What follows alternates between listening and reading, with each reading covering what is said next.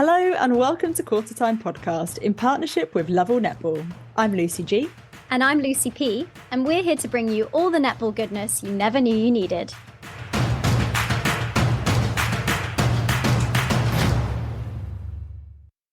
At Qtr Time Pod, we are big advocates of being open when talking about periods. And so we're really pleased to say that our friends at Modibody have collaborated with Puma to launch a new range of active period underwear to keep you free from leaks, sweat and discharge when you work out, no matter the time of the month. This active period underwear collection comes in 3 styles and a range of sizes, absorbencies and 2 colourways. If you're passionate about the planet, then you'll be pleased to know they are made from 82% recycled material. As sponsors of the podcast, Modibody are delighted to offer our listeners an exclusive 15% discount on the collection at modibody.com if you use the code Qtr Modibody. You can find all the T's and C's and the code in the podcast notes. Go check it out.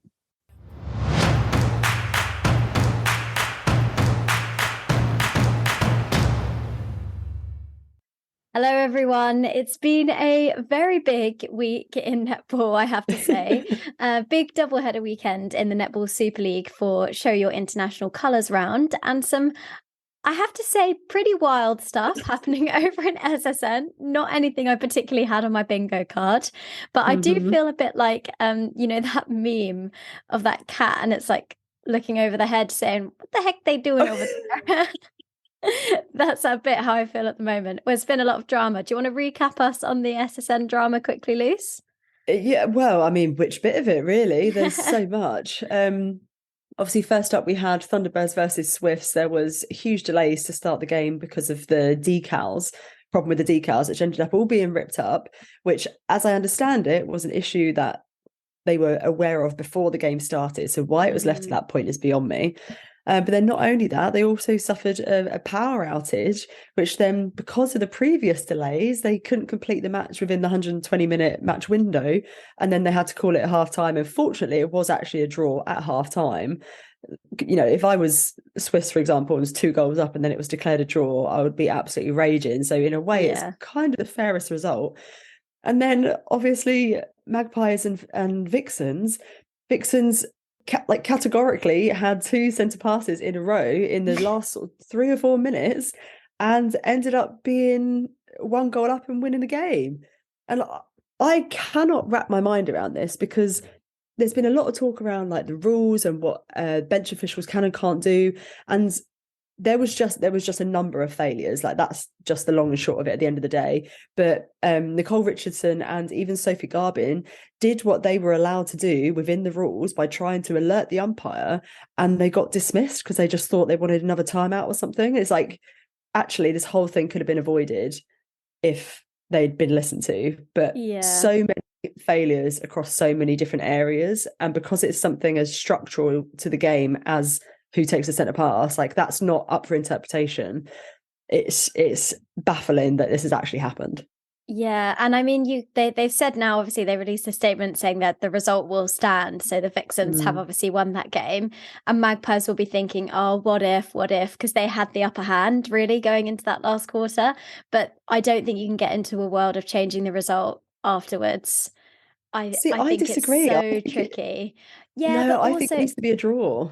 But it could have gone either way. It could have been Vixens turned over the Magpies centre pass straight away, and then they did win, and they felt cheated. What you have to do is stop the error happening in the first place as much as possible. And at least it's a big lesson now that hopefully won't happen again in the SSN, and other leagues will take notice. And maybe we need to make sure that whatever the policy is for the World Cup, matches, that is really strict and in place. Because also, I don't understand how both umpires could have got the wrong way on their centre passes. I mean, I can understand that because I've seen it happen before, but then it's up to the reserve umpire and the bench to then alert them if they've both got it wrong. But the problem is the statement that they, that Netball Australia or SSN released, says that the alert to the umpires has to be made before the centre pass is taken. But when you think about how quickly the ball can go from being scored to the centre pass being taken, that leaves them with like less than 3 seconds. Yeah, like it's absolutely nuts. Not at all. Mental. Not at all. Wowza. Yeah, Oh my goodness. drama. I did see a funny thing that was like, the Fever versus Giants game was actually the least controversial one in this round, which really, really Who'd have tickled called me. it? I know. But anyway, back to today's show. So, Luce, what is coming up on our episode today? So first up, we'll be recapping the bumper doublehead round 8/9 weekend in the Netball Super League before moving on to our topical discussion. Now, today's interview is on the subject of the female athlete, and our guest is none other than the incredible Nat Butler, who most of you probably know her as Nat Medhurst. Obviously, she has got married. And in this conversation, we're going to be predominantly discussing periods, fertility, pregnancy, and post-pregnancy. Now, a lot of research has gone into this topic, so much so that it was just impossible to squeeze everything that we wanted to discuss into one episode. So there is going to be a part 2 in a few weeks' time with another guest that will take more of a look at injuries, nutrition, breast health, and menopause. But this is such a good chat. I'm so excited for this one. Oh, I can't actually believe it's taken us so long to do an episode on this, Luce. It seems Right? ridiculous. We're in season 3 now, but I'm really glad that we have. I think this is going to be a really good conversation. Yeah, completely agree.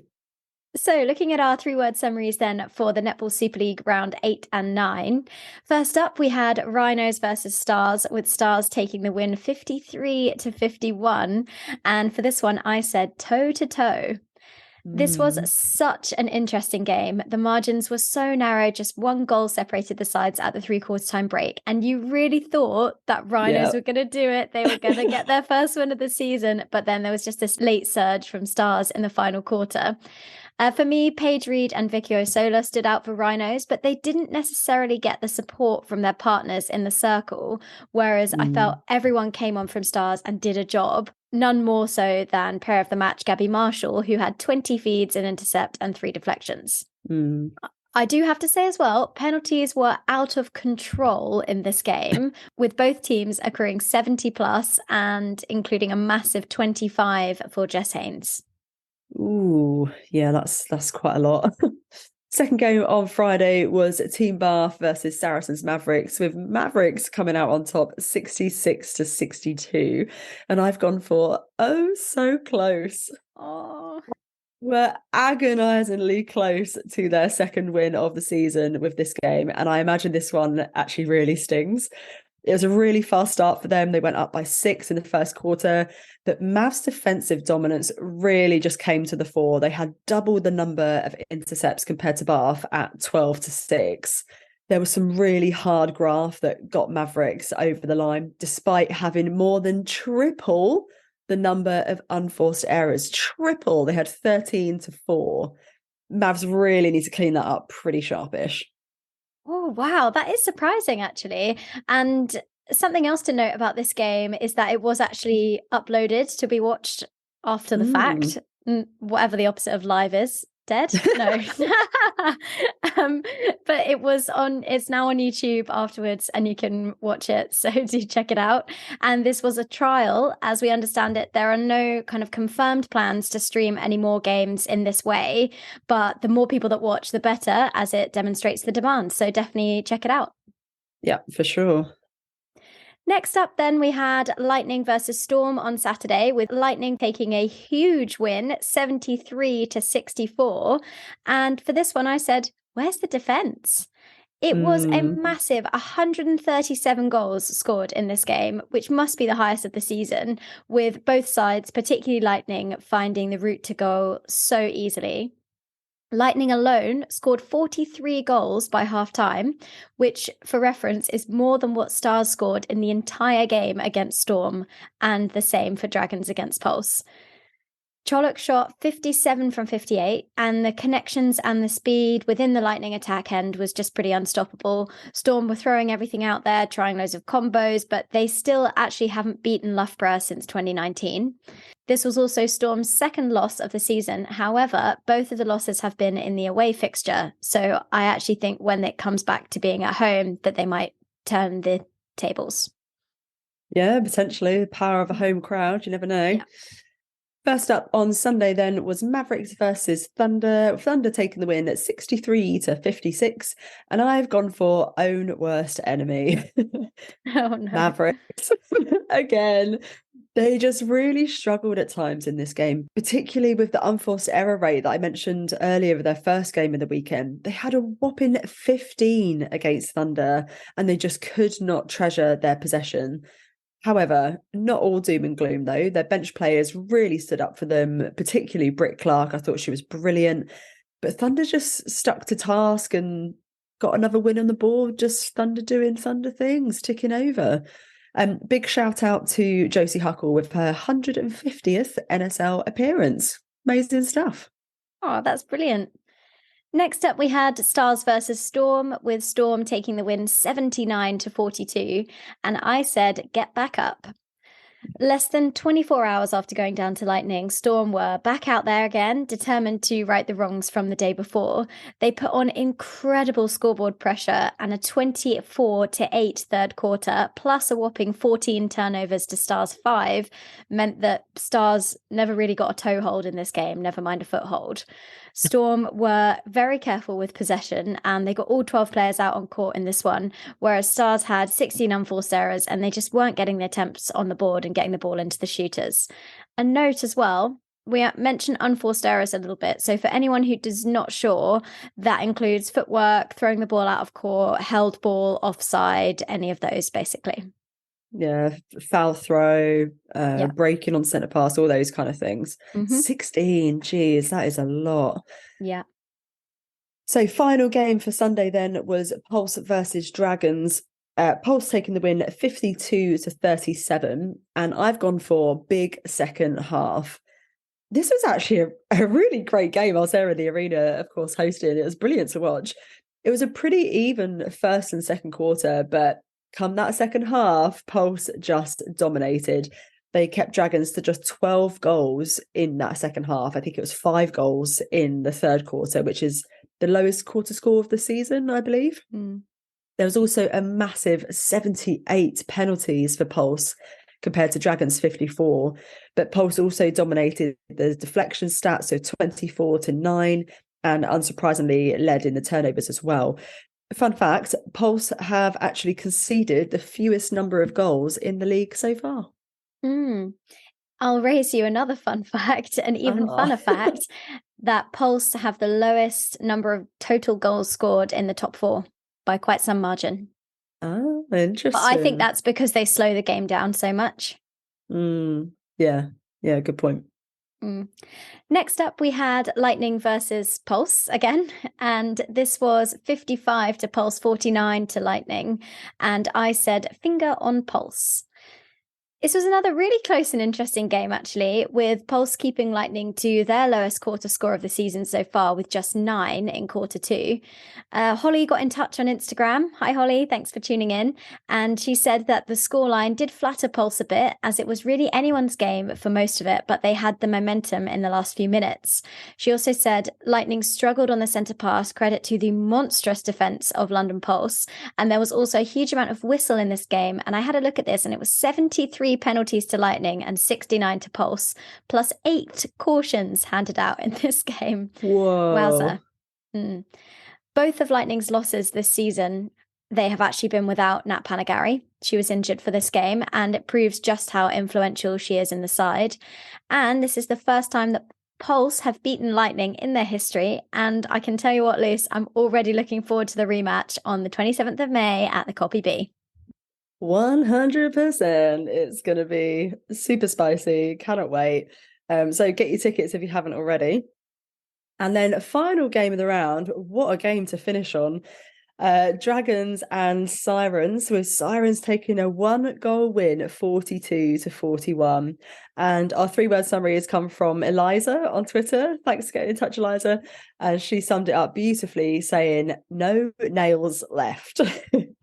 We actually had a few really good submissions for this. Natalie Pepperell, who's the assistant coach for Dragons, said next flipping time, which made me laugh. Pam on Twitter also said gutted for Dragons, which I couldn't agree with more. But this game was just the definition of a thriller. The Celtic Clash did not disappoint. Coming into the game, Sirens had won 7 out of the last 10 meetings with Dragons, but were actually down at half time. There was totally this sense that Dragons were just going to cruise to victory. They had so much momentum going their way. They were winning ball. Hannah Latham's on a mad one. Rachel Dunn was just solid under the hoop. But Sirens came out like a new team in that second half. After the injury to Oyella, and we hope it's nothing serious. Obviously, she carried on playing initially and then went down again. So hopefully just a little stinger. McCall made a huge impact. And I think it was almost that kind of spark that they needed, just something to change it up a little bit. It was a little bit of turnover tennis, as coined by Nia Jones at times. But it was thoroughly entertaining, well worth a rewatch. Sirens have actually now won 2 on the bounce and are sitting in 6th behind 7 stars. So could this be the start of a bit of a mid-season surge for them, Luce? What do you reckon? I think it may be, I think we're kind of now seeing what we were sort of hoping and expecting from Sirens a little bit. So just took them a few rounds to warm into it. And yeah, I think if I was some of those other sort of mid-table sides, I'd be thinking, okay. Yeah, bring on the next Sirens versus Stars. I think that'll be a really fascinating game, actually. Mm. So moving on to our game of the round, which one have we gone for this week, Luce? Now, this was actually a pretty hard pick because I think there was one of 3 that it could have gone to. But we've actually gone for Rhinos versus Stars. I know the Dragon Sirens game was that 1 goal closer and it was really exciting at the end, but there was a few passages of really sloppy play in that game. So I thought the overall quality was slightly better in Rhino Stars. And I think it was really interesting considering that it was 5th place 10th on the table. Like you'd expect it to be slightly, a bigger scoreline, quite frankly, but it was really, really close. And as we mentioned in the summary, Rhinos were really gunning for that win. It was very even on the stats. There was 16 deflections to Rhinos, 12 for Stars, unforced errors 7 and 6 respectively, intercepts and turnovers. Again, there wasn't really much in it in this one. Rhinos have 2 very dominant feeders in McDonald and O'Hanlon, who had 31 and 30 feeds respectively, which is huge. But for me, it was Brie Grierson, sadly, that wasn't doing enough in that regard. She had just 2 feeds in this game, 3 unforced errors. And I felt at times she was relying on Paige Reed to orchestrate the movement in the circle, and she needed to step up a little bit more. Sticking with Rhinos, they also had 2 wing defences play during this game, Rosie Harris and Nia Jones. And neither of them had any marks by their name on the stat sheet except for penalties. So no gains, no intercepts, nothing. And this is a bit of an issue for me as it leaves Oyasola in the back to do an enormous amount of work. And you need more of that pressure out the front. And bearing in mind, it's arguably her second strongest position of goalkeeper. Yeah, I just want to see a little bit more work being done there. Looking a bit at Stars now defensively, personally, I think Jess Haynes is very lucky not to come away with a warning, given that she was on 25 penalties, which was the most on court. And I just felt like every time the ball was in Rhinos attacking, she was just getting called for something.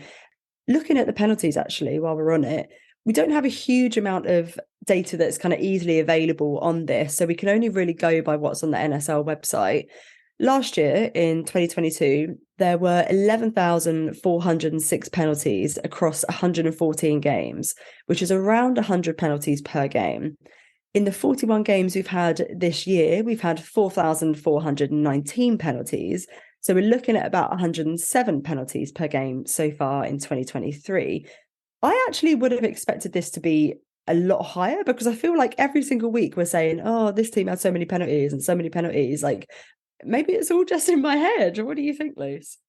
Well, I do think there have been many more games when there's been 70 plus penalties recently in recent weeks. But I think it's more a case of when one team starts to really go for it and gets called for a lot of penalties, the other team almost retaliates in a way. Like we see quite a lot of games where both teams are very high on penalties. I would love to analyze this fully and have the time to look at through everything and see whether that's trending in one particular way or another, or what the usual difference is in comparison to which team then goes on to win the game. But I think it's just interesting. It does feel like there's been a lot of whistle. I think we've also seen a lot of cautions handed out in the first quarter, which does kind of have quite an impact on the game, I think, because it doesn't allow the players necessarily to play with as much freedom. However, I guess the umpires are looking to lay down the law early, which is fair enough. But I do think there's potentially also discrepancy across the league, again, in terms of which umpires call more and what you're going to get at each end, and whether that needs to be a bit more standardized. Yeah, I'd love to see like a comparison sheet with all the different umpires and how many penalties they call per game and what team that's against. And it'd be so good to be able to dig into all that stuff, wouldn't it? Yeah, for sure. So moving on to our player of the round, who have we gone for, Liz? So an honourable mention to Shadeen van der Merwe and Ella Powell-Davies, who I thought did extremely well this week. But this week we've actually gone for Ria Dixon. Yes, queen. She put up 16 from 22 in the game against Storm, which is decent. 19 feeds as well and an intercept. But what was actually most impressive in this game is the fact that she had 3 different goal defences put on her: Gusgoth, Middleton and Kawanga, as Storm just knew they had to do something about her playmaking. She was everywhere, and the way that she combined to create space for Hannah Joseph, those quick feeds into Cholok, it was amazing. And I think Storm just knew that they had to do something. We say this all the time, but she is that playmaker and that really creative player. And she actually seems to be really thriving at Lightning. I'm really liking what I'm seeing from her this year under Vic Burgess. And she can also offer that wing attack position, which we saw her go into at the Pulse game as well. And she had 14 feeds in that game. But there's also definite scope, I think, for her in terms of developing that wing attack game going forward to maybe cement a spot in the Roses for the next cycle, because I think that is something where we're constantly talking about how we need more cover in that wing attack position. And I think she's just gone from strength to strength this year. So well-deserved player of the round, I think. Yeah, I could not agree more. Like, she's just playing with such confidence, but such composure as well. Like, she was just running that attacking in. She had so much room. And like, look at the names that she was up against. Like Layla Gusgoth. She basically nullified her. If you look at Layla's stats in that game, there was hardly anything compared to what we know she can normally pull out. And Kwanga, international players, and she just completely owned them. It was great. Yeah, for sure. Coming up after the break, we chat to Australian Diamonds legend Nat Butler for The Female Athlete Part 1.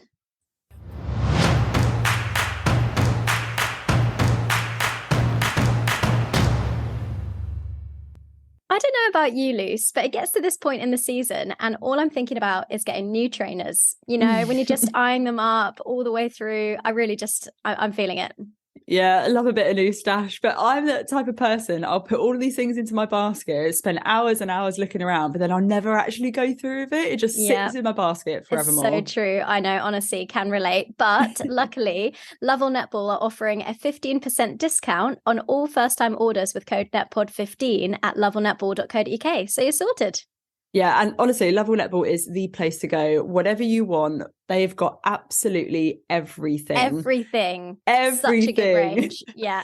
So whether you're looking for trainers, you're looking for bibs, you're looking for supports, whatever you need. Sports bras, all of that stuff. Sports bras, exactly. They have got you covered. So don't forget, that's a 15% discount off all first-time orders with the code NETPOD15 at lovellnetball.co.uk. Love a bit of Lovell. Oh my God. Love a bit of Lovell. Love a bit of Lovell. Happy shopping, guys.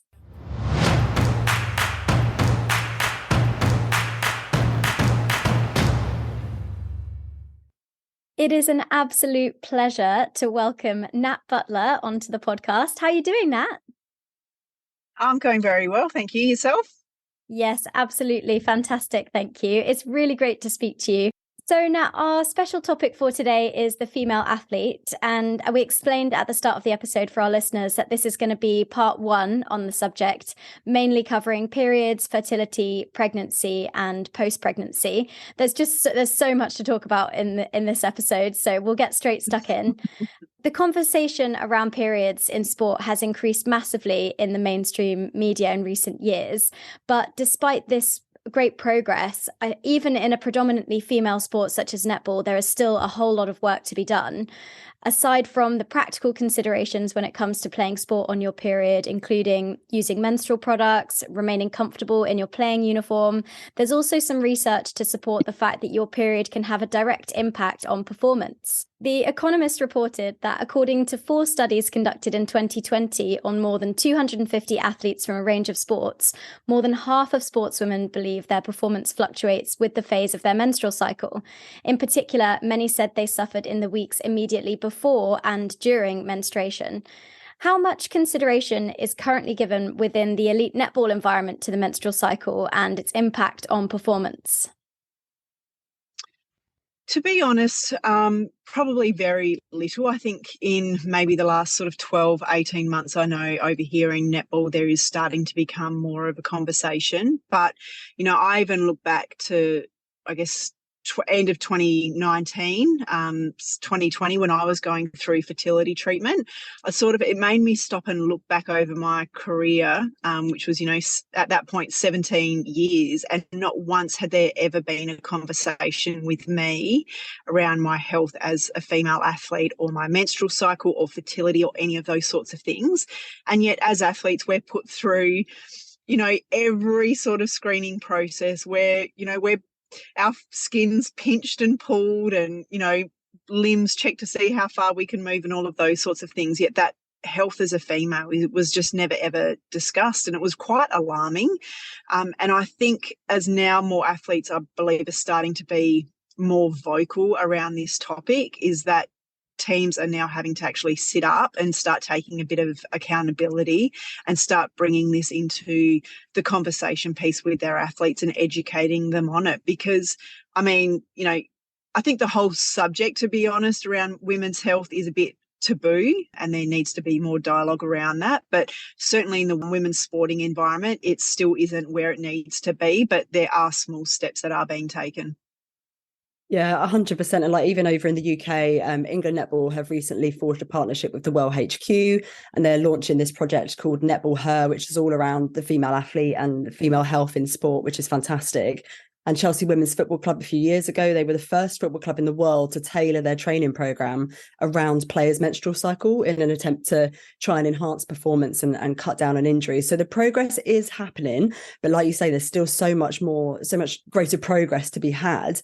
There was some research done by Manchester Met University conducted after the Tokyo 2020 Olympics that found that even though period is also underpinned by physiology, a biological process that we go through, women feel uncomfortable admitting that their period impacts their performance, and they therefore hide the fact that they're bleeding due to the associated stigma. And it is still such a taboo thing. So from a netball perspective, what's your view on how our sport addresses the stigma of periods? They need to start just being more vocal about it. I think they need to start, dare I say it, in some ways, whether it's through advertising, campaigns, that they have their athletes talking about it and just making the whole topic in general more comfortable. I know, for me, I joined a female performance health initiative through the AIS, which has been phenomenal, and it provides resources for coaches, and, that goes all the way through to grassroots. But still, a lot of people don't know how to access these resources. Some people won't do it themselves. So it is, I think, being part of, the elite netballers actually starting this conversation and starting to, as I said, really normalise this whole topic of conversation, and ultimately not to only help, those other younger generations, but also the elite players. And because I know as well, there's also, I think, a correlation between when women are on their menstrual cycle and an increase in injuries as well. So that is also a whole piece of this puzzle, that doesn't really get spoken about. And clubs need to start taking, as I said, more accountability and actually put it into their framework. And I think that's where someone like a Netball Australia or a Netball England actually really need to govern that, and that needs to be part of a deliverable that clubs need to be doing, and they must service their athletes properly, and that it is, monitored, and how it's being delivered and what the feedback is from the playing group. Is it being sufficient in order to actually really make the right progress and, getting the correct information out there. Yeah, I could not agree with you more. And I think we are starting to see a shift with sort of NGBs and the bigger netball organisations starting to have these conversations. But I actually wonder if at a grassroots level, there's almost an even more urgent need to start addressing these things at that level. Because there was recent research from Women in Sport that found that not only do 42% of girls avoid exercise when they're on their period, a significant percentage felt completely unprepared for the emotional impact of their periods. So do you think, given how predominant the volunteer workforce is and the grassroots netball associations are within sport globally, or within netball globally, do you think there's a bigger role that the netball association should be playing, possibly within educational establishments, to kind of share the benefits of exercise on your period and how netball can really play a part in that? Oh, absolutely. And, I think that's the thing where I know over here in Australia, we talk about, our female netballers being such good role models, and I guess all women, female athletes, and the role that they can play. And as I said, actually bringing these topics of conversation, and they're such important conversations that we're not having, and that our younger generation, or, even if it's other women that are just still playing, young adults playing netball that don't really understand all these different key things and that are really important because they don't get those services. So I think there is certainly an area where netball can include that. I know, they send millions of kids out to participate in netball clinics and those sorts of things all year round. So why can't there be a short topic covering this or something else that is easily being able to slip into a 2-3 hour clinic where we can start that education? And it might just be a little bit, but it's just enough, as I said, to get that conversation and to then also give these individuals the confidence to then go and ask someone. And I think that is a big factor in this whole piece, is women need to feel empowered to be able to actually generate these conversations and to get more information and go and seek, additional support if they need it. Whereas at the moment, as you said, they often feel scared. They don't want to talk about it. And we really need to actually empower young women and women to actually have a voice and be comfortable to talk. Yeah, 1,000%. And even to be able to see something included within coaching courses as well, and to have it at the coaching level and within our education sessions that we do, like 100%, it is completely necessary. And I think something that's closely linked to periods is around contraception, and a number of athletes choose to control or manage their period symptoms by using oral contraceptives. And although this can have its advantages, being on the pill can also mask certain fertility issues and then cause problems later in life when looking to start a family. You have been extremely open about your experience with fertility, and I highly encourage everyone to read the Netball Scoop articles on this topic, which we're going to link to in our show notes for everyone. So looking back on your fertility journey now as a mother to 2 gorgeous children, what do you wish that you had known in your 20s that you know now? Oh gosh, so many things. I think like I said, I didn't realise as well, as female athletes, we're generally lean. We're putting our bodies under enormous stress, physical stress that I guess probably isn't, normal for females to be putting themselves under. And all of those sorts of things, I just didn't realise that there was an impact that was being had on my health, my fertility, menstrual cycle, all of those sorts of things. And as I said, to have the confidence to have a discussion with someone about the topics, and as you said, the whole thing around the contraception masking what was actually going on, that couldn't have been more true for me. And like, I remember even being like on the contraception that I was on and being told, oh, well, that's normal for that pill for you to not be getting your periods and for these sorts of things. And then I eventually took it upon myself after, my partner and I talking about, wanting to have kids, and went and saw a specialist, and then went for these tests, and then just found all these issues, and that I obviously then needed to go through fertility treatment in order to fall pregnant. And I remember being so quite emotional about it, and I blamed myself for being in that position and needing to go down that way, and just was like, what did I do? What didn't I do? What could I have done different? What should I have changed? What should I have been, diet, exercise? Should I have been checking in, even having these conversations? Because at the tender age of 37 and 39 having kids, you're deemed a geriatric. So I'm even like, well, at what age should I have been having conversations with someone around my fertility or wanting to have a family? And I know, that article that you touched on, and Jiva Mentor talks about egg freezing. And so at what point should athletes actually be starting to consider these things or having at least a conversation about them? And so that's what I look back and going, when should I have actually had a conversation, even if I didn't want to have kids at that point, but should this have actually been something I would have been aware of at the age of 25 or 30 instead of 35 and older? So, yeah, I think that was certainly for me just being able to have an understanding of what was actually going on. Yeah, and I think it's really difficult, especially for elite athletes, because when you're in your prime as an athlete is also sort of, for a netballer, when you're in your prime sort of fertility years as well. And so you have to balance those competing priorities.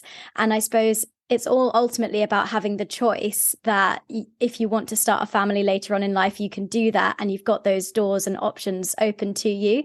But I totally agree with what you were saying earlier about the role model aspect. I mean, if Helen Houseby told me to eat like blueberries every meal, then I would probably do that. And so, there's an amazing power in what our role model kind of netball athletes can do in terms of how they communicate. And we know as well that Liz Ellis has been another champion for discussing fertility issues. And she wrote a book called If at First You Don't Conceive, which is an amazing title, Genius. by the way. It's just, yeah, so good. And she's spoken about how teams could better support athletes, including how clubs can help the players out in terms of accessing those services for harvesting eggs and freezing and that sort of thing. Is fertility and egg freezing now a topic that's looked at proactively by super netball clubs? And if not, what do you think it is that stops clubs having those kinds of conversations? My understanding is no. And to be honest, I think for me, looking at netball, and I know it's a shame because I think they're going to go to the argument that it's all about resources and funding. And, I even look at the pregnancy policy and those sorts of things, and there's, still a lot of work to be done there, because I still feel like athletes are at the moment, and because not everyone, and I'm one of them, doesn't get a great experience when you do fall pregnant and are still under contract. So there's still work that needs to be done there. In terms of egg freezing, there's not, although what has happened, and it's great timing that we're doing this podcast, we have an organisation over here called the AAA, which is the All Athletes Alliance, and it's basically an overarching body that has affiliated players associations, which is, so the Australian Netball Players Association is affiliated. We've got cricket, there's AFL, rugby, and a couple of other sports, and they have actually just signed a partnership with Monash IVF, which is huge, and couldn't be more excited that this is actually happening, because now they are actually going to be able to provide services and education and all of these sorts of, and access to all of these sorts of things, and egg freezing being one of them, that athletes probably aren't getting within their environment, and netball is one of them. And as I said, I think there's still this concern around from netball exactly how they look at this whole element, this whole holistic side of women and fertility, and becoming mothers and those sorts of things, and exactly what it all looks like and how they support it. And as I said, I know they'll say it's financial, but yeah, they can certainly do things a lot better. Yeah, 100%. At the end of the day, women are half the population. Like, we should be having these things put in place to help support us and the decisions that we want to make about whether we want to start a family or not. Like, it's just crazy to think that in 2023 we're only just starting to make this kind of really significant progress. But another sort of somewhat taboo topic for female athletes that's quite closely linked to fertility is around miscarriage. Now, miscarriage is sadly incredibly common, probably more common than a lot of people realise, with an estimated 1 in 8 known pregnancies ending in miscarriage, and many more miscarriages happening before a person is even aware that they're pregnant. Chelsea Pittman has been extremely open about her experience of both miscarrying and ectopic pregnancy, and she shared the devastation that she felt about her body, quote unquote, failing at pregnancy. And similarly, with women who struggle with fertility, this feeling of failure is something that's just so heartbreaking. I find it quite emotional, actually. But how do you think we as women can kind of turn this narrative around and move away from viewing ourselves as failures when things like this happen? Because I don't think we should. Oh, 100% agree. And, it's funny, as I said, I felt, like I said, I'd failed myself and blamed myself for so many things about the fact that I needed to go through fertility. I had a miscarriage myself between my first and my second, and felt exactly the same way that Chelsea did. And I even felt like a bit of like a failure, the fact that I needed a emergency Caesar with Edison, and then a Caesar with Harriet when I was hoping for a VBAC. So it's so bad that we have that mindset, that that's how we view ourselves. And, I remember when I had my miscarriage and I wasn't in netball, I was actually working at Commonwealth Games Australia at the time, and I was about to head into a meeting when it happened. And thankfully it was an online meeting because I was stuck in COVID. And I remember actually telling my boss, and I think because I had been vocal about so many other things that I had been through with fertility, that I told him, I can't get on this meeting, I've just had a miscarriage. But if I was in the netball environment, I actually don't know if I would have been able to actually have that same conversation, or I may have been able to have it with the doctor but didn't want anybody else to know. And then what that would have been like. And because you feel so lonely. There's so many, obviously, hormones that play a part in, how you feel with all of these sorts of things. As I said, there is that blame. But as I touched on before with around, your menstrual cycle, we need to start talking about it more. And we need people, dare I say, not that we're celebrating that these things happen, because they are absolutely horrible, but, the fact that Gretel went through what she went through and spoke about her miscarriage, and we need to start normalizing it, because it was amazing for me when I told people about having a miscarriage, how many people came back to me and said the exact same thing, that they had also suffered them. And then you start talking about it and how you feel. So as you said, it is so common, yet people are so afraid to talk about it until someone does, and then it opens up that conversation. So we need more people to actually just have the courage to have a conversation. I think in sport there needs to be protocols in place to enable to support an athlete if they do suffer a miscarriage. I'm not aware of that in netball. I don't know what it's like over there in the England League, if they actually have a policy in place for, leave of any sort. So even things like that certainly need to be considered around how we're supporting an athlete. I mean, I'm loving that we're having this conversation, and thank you for sharing that incredibly personal experience of yours. Like, the more, like you say, the more people who talk about it, the less taboo it becomes. And I actually myself have also had a miscarriage, but I had to have a D&C procedure because I lost the baby at 9 weeks and my body didn't naturally expel it. So at 11 weeks, I had to carry around a known dead fetus in me for 2 weeks. And then I had to have it expelled in the end because my body just wouldn't let go of it. And then at the time, talking to the support structure, I was working in a school in Cyprus, and I told a lady I was very friendly with on the reception, and the first thing she said to me was, well, at least it wasn't a stillborn like I had. And I was just like, holy moly, like, is this the kind of support that women are giving each other in what was, again, another predominantly female environment in a primary school? And I would like to think that establishments like Netball Australia, England Netball, have these structures in place and these support in place. And Chelsea Pittman was very complimentary of the Roses environment, and Tracy and Jess. So I'd like to think that these are in place, but don't know for sure. It's crazy.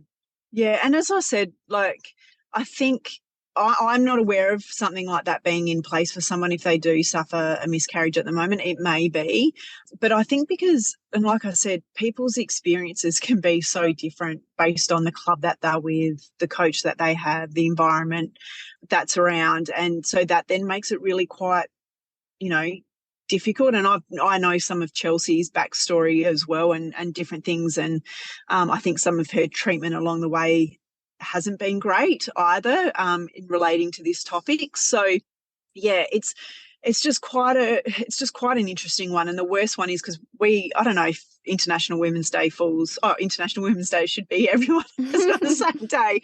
But we had it over here, and I actually did a breakfast, and I did this thing. I got everyone to close their eyes, and I asked a few questions, and they had to raise their hand. And my final question was around raise your hand if you have felt like you've ever been judged, criticised by another female. And almost every single woman in the room put their hand up, and which was the most overwhelming response to all my questions, which I sadly anticipated was going to be the case. And that's the thing where I'm like, when we look at International Women's Day, it's women who need to make the difference for everyone, and being able to have these conversations to listen, to understand, and not to judge or to jump in and all of those sorts of things. And in this topic in particular, because it is so sensitive and everyone has their own story, and I think we just need to have so much more empathy in order to actually progress and to actually allow people to grieve, to have the support that they need, and for, as you said, for a shift in this whole conversation to go in the right direction. Yeah, and I think it's absolutely about having the contractual and the policies and all of that sort of I can't think of the word now, but the what's the word for the formal side of things? Yeah, the formal side. That I keep thinking of the word litigation, but I don't know if that's the right word at all. But all of that stuff is so important, because it stops any kind of variation between one club treating a player a certain way and another club treating a player a different way. If there's a policy that everyone has signed up to, that's already agreed, that guarantees, taking into account obviously personal circumstances, but certain measures are in place for that player, whether it's psychological support, what kind of medical support they receive, how much time they're able to take away from training, all of that stuff is so important. I really like what you said about the opening up the conversations and that kind of taking away of judgment. And I think that actually a lot of that judgment comes from fear, and it comes from thinking that, I don't want to see myself as being an outsider, and I don't want to be, out on my own with it. And actually, when we've recognized that everyone is in the same boat together, and we are all women that do go through these things, there can be a real sense of greater community around it. I mean, me and my netball team, there's no kind of conversation is taboo. I think when I was about 23 or 24, I remember sitting around in the pub with all my netball girls and talking about going for my first smear test, and all those kind of conversations that I think netball is so well placed to have that, and it just kind of needs one little push in the right direction. So by the way, go for your smears, everyone who's listening. Yes, that's just a little side note. Talking on that, and that's obviously a part of this whole conversation, and we utilize our netballers, dare I say it, generally to the 8 and 10-year-old girls, which is great because they are such a big participation element. But we should be using our elite netballers to be able to have a voice for so many other topics, and really important topics, to actually have this narrative. And as you said, and I know at the moment there's things going on around ovarian cancer and raising awareness for that over here in Australia, and yet our netballers or other female athletes just across the board aren't visible in this conversation, and they really, really need to start being a part of it. Yeah, 100%. And I think it's so crucial that we have those conversations and that visibility happening at the top level, because it really does trickle down, and I think it's hugely important. And you obviously have been involved in a lot of the conversations around policies on your role as the president of the Australian Netball Players Association from 2018 until the end of 2020.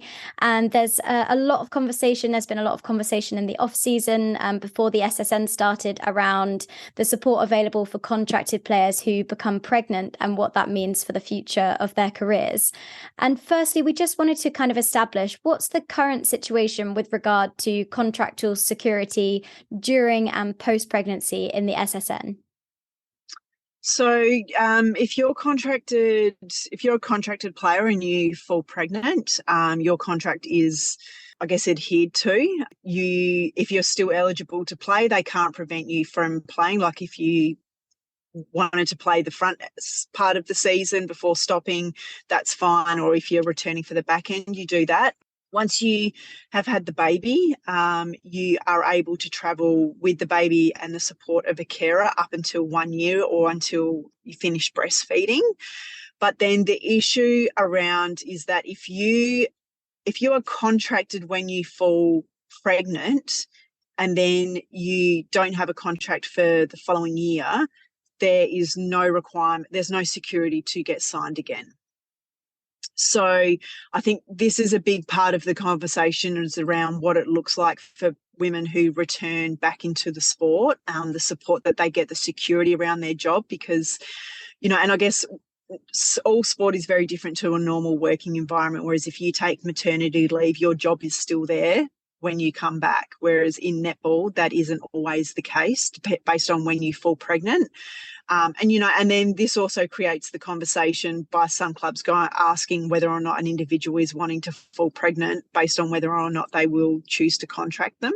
So that's an interesting one. And I know that conversation has taken place to some players, which it just that should not be happening. So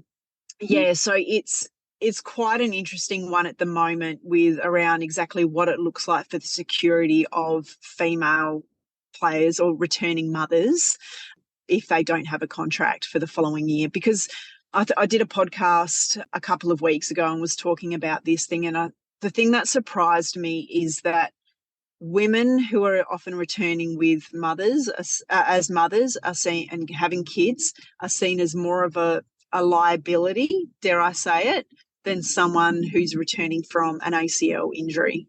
I think clubs feel more secure to sign a player who's out of contract, who is coming back off a long-term knee injury, than supporting a mother trying to return back to play. And as we saw with Romelda Aiken-George, she was deemed too risky by her club, which, I don't know how on earth you can say that when they're willing to, keep a player who's returning 4 months after giving birth, and showing that that can be done within the same team. Yeah, and I was exactly going to mention Romelda Aiken-George there as well. And it did feel like she was treated very badly by the Firebirds. I don't know whether that was due to other factors, perhaps. I mean, there may have been some age discrimination there as well. Obviously, Gretel coming back was quite a few years younger than Romelda having her first baby. And it must be horrible to go through a massive transition, changing from your main focus being an athlete to then wanting to start a family, becoming a mother, and then not knowing that all that uncertainty about whether you will be able to go back to work, back to your job when you want to afterwards. And it was difficult for you coming back in the COVID hub as well. How do you think that the clubs can better support athletes so that you don't have experiences like yourself and Romelda? Yeah, my experience was horrible, to be honest. When I had fallen pregnant, and, there was COVID, and there at that point as well, there were restrictions around the numbers within the training environment. And yet, despite falling within those numbers, I was told I wasn't allowed to be around the team, although despite having all medical clearance to be there, and technically I could have still been training if I wanted to, but a individual said I wasn't allowed around the environment. And that was really horrible, because all of a sudden it felt like, well, you're pregnant now. Sorry, you're completely cut off. And so that was something that really, I think, hit me between the eyes and was really hurtful. I put in complaints about it as well. And then ultimately, when I was returning, because I was in a position to actually join the Collingwood netball team in their hub up in Queensland. And when I was trying to do that, because we were trying to get an exemption for my fiance to come over with Edison to be there as my carer, and Netball Australia weren't sort of being able to facilitate that happening. And then I had someone from within the Collingwood team tell me that I was actually ruining it for all future mums by coming back to play because of the costs incurred for me to go into the hub.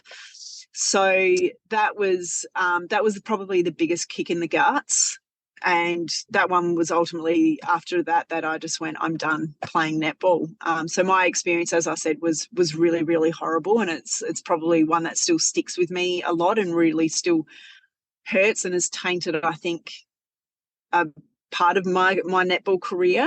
But as you touched on, it's around that clarity on these policies in place, and that clubs are actually following them through, and that they are being monitored properly. I know they go through so many other things with the contracts with a fine-tooth comb, but some of these services and the care and support that they are providing their players and adhering to things in these pregnancy policies, they either really need to be tightened up to provide more protection for the players, or they actually need to be monitored to ensure that they're actually being followed properly. I mean, hearing you detail that experience is absolutely horrific. And to think, like we mentioned earlier, that it's a predominantly female environment and treating their female athletes in this way is just, it's horrendous. And I'm really sorry that you've had to kind of go through that, and it's kind of marred your career in a way. But one of the realities that we do have in the sport is that a lot of players will choose to wait to start a family until after their playing career, and a number of them won't come back. One of whom is one of my favourite ever netballers, Caitlin Thwaites. Absolutely love her. I think she was so underrated. But during agree. Totally agree. During her pregnancy, she actually shared a really moving post on Instagram around having a new appreciation for her body. And she said, and I quote, "It's been a weird experience throughout my pregnancy to feel a shift and become so proud, confident, and grateful for a part of my body that I've always felt so ashamed of. Since as long as I can remember, I've been self-conscious about my stomach, dealt with body image issues, been concerned about my weight, and even hated things about myself. Even being an athlete, I don't think I ever truly appreciated how my body functioned to allow me to be the best that I could until pregnancy." I mean, wow, like what a quote. Did you personally experience a change in the appreciation or gratitude for your body, either during or after pregnancy at all? Oh, absolutely. And yeah, that's bang on from Katie. But I think I also, and dare I say, I think you'd probably be hard pressed to actually find probably any female athlete that hasn't had some body struggles to some degree. And I was certainly one of them. But I also still remember, though, looking at my body and afterwards, and you're still getting to this whole comparison mode, which I think that's also a big thing that, and I know that's something that I struggled with. Like, I'd look at a Kim Rebellion, and yes, I'm like, she is, never mind the fact that she's also about 10 plus years younger than me, but her ability to snap back into shape was just phenomenal. I looked at Laura Geitz, and who's always just been so lean and fit looking, and I still then struggled with a lot of things coming back as well, still, as much as I had an enormous appreciation for what my body went through. And as I said, I had 2 Caesars, and they are not like, I don't think there's any other surgery where, you are cut through however many 7 layers of skin or something, and then expected to walk around a couple of hours later.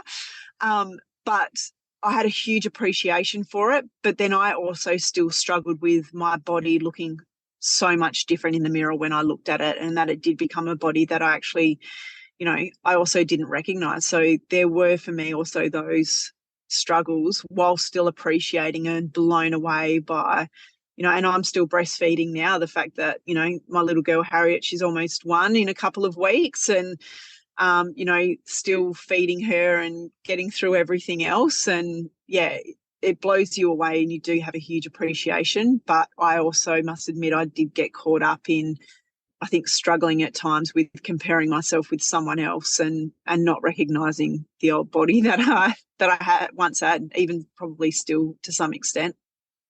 Yeah, I think it's really, really interesting you mentioned that, because there is this sense of it's a narrative in the media a lot about bounce back, get your body back.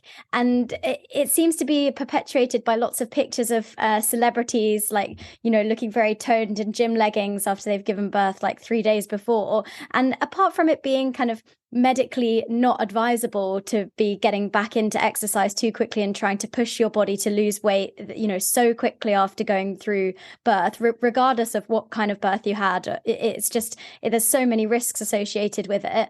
I think that this idea of needing to get your body back still really pervades all the culture. And I can imagine that being an athlete on top of that, and wearing small netball shorts on a Saturday afternoon on the TV in front of everyone is probably not what you really want to be doing straight away after having given birth. And it's almost as if women are expected to just look like it never happened, like they've just birthed a new life, and then it's like, oh yeah, no sweat, just did that, and that kind of intense pressure.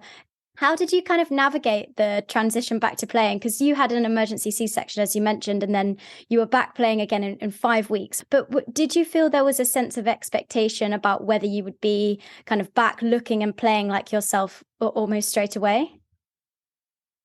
No, to be honest, I remember, and I think this is, is still the thing where trying to remove that comparison to everyone else. And I find it quite interesting with a Caesar as well, because there's very much a blanket, it's 6 weeks.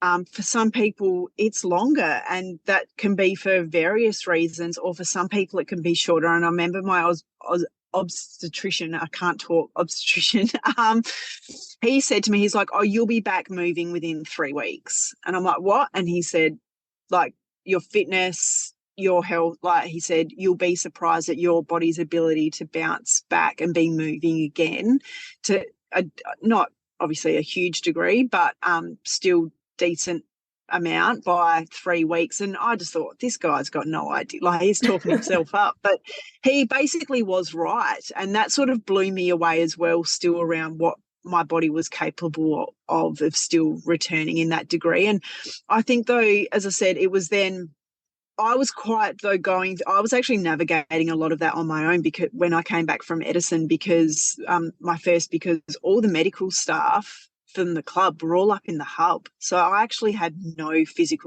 support of any club physios or anything like that with actually coming back. So I was just winging it Wow. the entire time. And all I had basically been given was a fitness test that I needed to hit with the good old yo-yo, and then if I passed that, it was basically a clearance. And obviously I had my 6-week clearance check from the obstetrician, and that was okay. And yeah, and that's sort of how I went. But yeah, it was still just, as I said, it was a struggle between giving myself a break, like actually acknowledging what I was doing and the achievements that I was making, but also not trying to compare myself to other people too much and what they were doing in that process. And it's a tricky slope, because I think as mums, we judge ourselves for absolutely everything more than what anyone else does.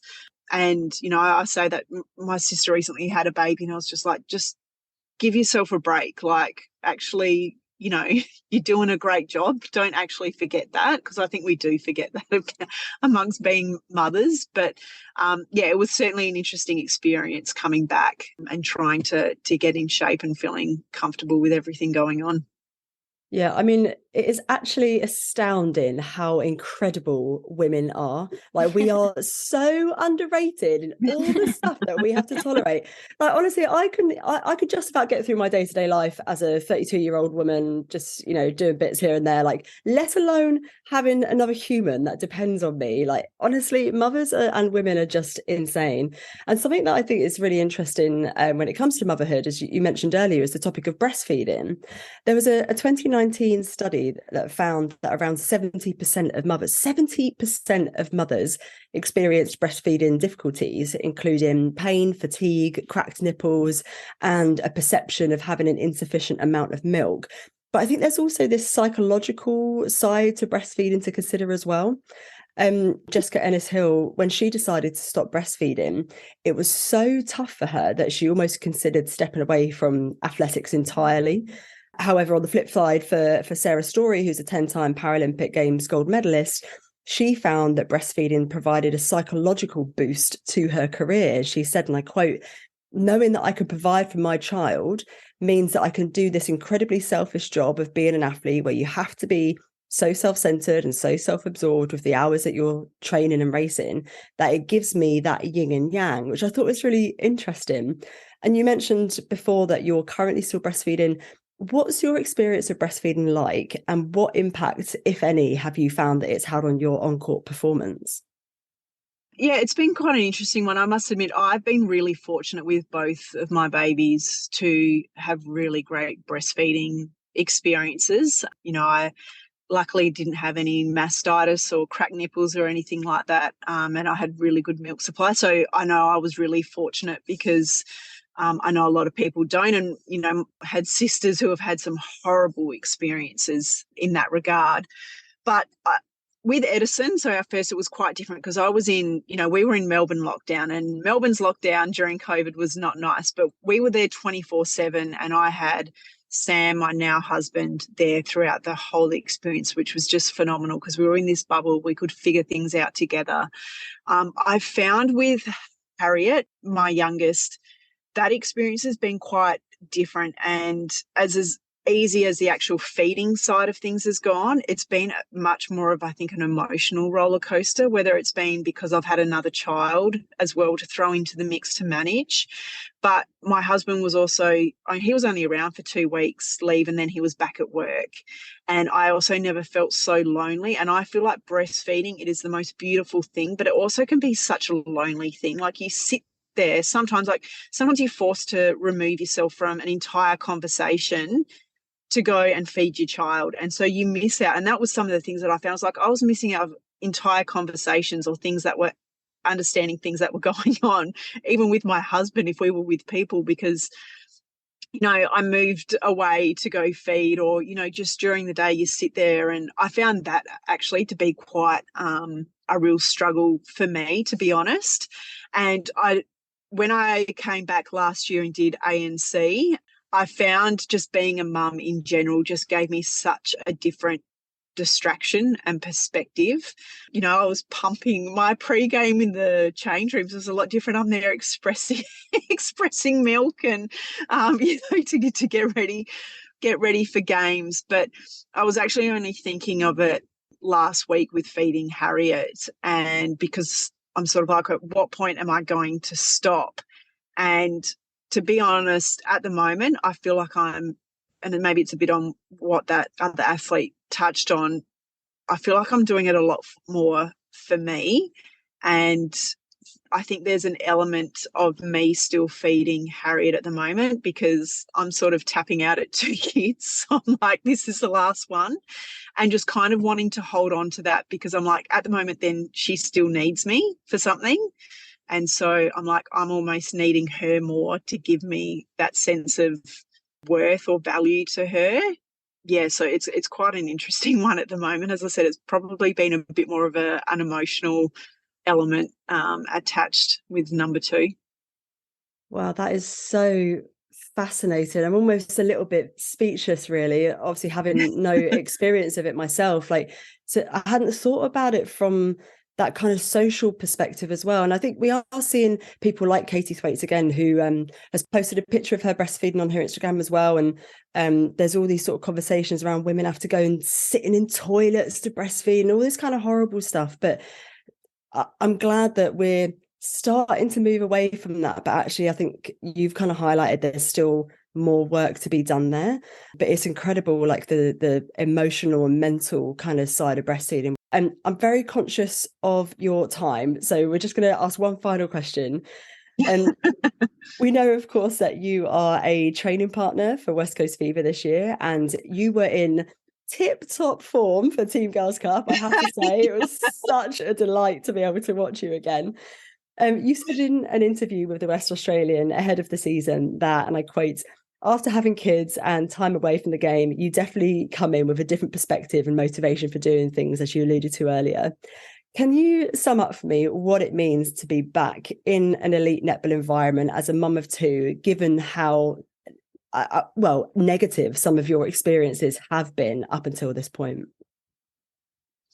I've absolutely loved it. It's just been it's given me, I think, and as I touched on before, around feeling very lonely. And this is, I guess, when with Harriet, and that's when that whole conversation last year with me coming back actually started, was because I felt so lonely. I struggled to find a sense of worth outside of feeding and, you know, and being a mum. And for me, like, obviously being a mum is the most incredible job, but I also just wanted something else as well. And so that's where it all sort of started. And I know my kids, they at the moment couldn't care less, but for me to play in front of them and ideally and feel like I'm making them proud and being a role model for them, even though they have no idea what any of those things mean at the moment, that really means a lot and really motivates and drives me to make the most of this experience, whatever it ends up being for the rest of the year. And, you know, it's been so interesting coming back, and you just have such a different perspective. Like, the things that I used to annoy and frustrate the hell out of me, I just don't care anymore, because I don't have room to worry about that. And I also know that I've had to catch up a lot. I have had time out of the game, so I've had to focus on the things that actually really matter in order to get the most game back into my game, to play well and to match it with the elite players. And I've actually just really enjoyed it. It's been so refreshing. I mean, it's absolutely bloody chaos, don't get me wrong, trying to juggle that, and I'm working as well and all of these sorts of things. But it's just given me, I said, if anything, it's just given me the inspiration to be the best mum and best role model I can for my kids. And as I said, at the moment, I don't think they don't see it, but I hope that they can, whatever it is that I'm doing is somehow, you know, shaping them in some small way, and that ideally that they're proud of me, because that's what I want them and I want my husband to be when they think of me. I mean, I've got absolutely no doubt that they are, and that they will be, because obviously being an elite athlete, they'll be able to look back on these games. And there was a beautiful moment that was caught on camera between you and your family as well after TGC. So they absolutely will be proud of you. I've got no doubts whatsoever. But I also think that we have to say something around your impact on the netball family, and how your openness and you sharing that sort of vulnerability, what an impact that has on women across the world. Like, it cannot be understated how impactful conversations like these are, and your generosity in sharing that. So thank you so much, Nat. This has been one of my favorite ever conversations, and really, really massive thank you for your time. Oh, no, absolute pleasure. And honestly, thank you, well, for having me on, but for having this conversation. As you said, I think it's a two-parter. So, it needs to be spoken about more, and I'm certainly more than happy to hopefully play a small role in making it more at the forefront of people's minds.